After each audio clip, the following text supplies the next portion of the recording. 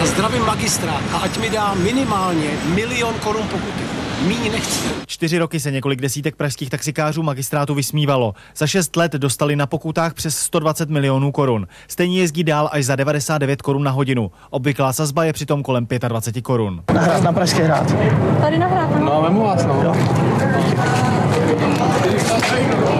Na svém stanovišti na Staroměstském náměstí byli nedotknutelní. Vás vyzývám, abyste okamžitě ukončil tuto kontrolu. Město se snažilo firmě Sedop vypovědět nájem. Marně. Spor se táhl 4 roky. Až teď soud pravomocně rozhodl. Výpověď firmě platí. Od dnešního dne bude toto stanoviště zrušeno. Tady budou vyhrazená parkoviště pro invalidy. Čekalo se, že taxikáři neopustí místo bez boje, ale až na jednoho, který sem najel přes chodník a byl nakonec odtažen, všechno proběhlo v klidu. Krátce po 11. hodině odtud zmizela cedule taxi.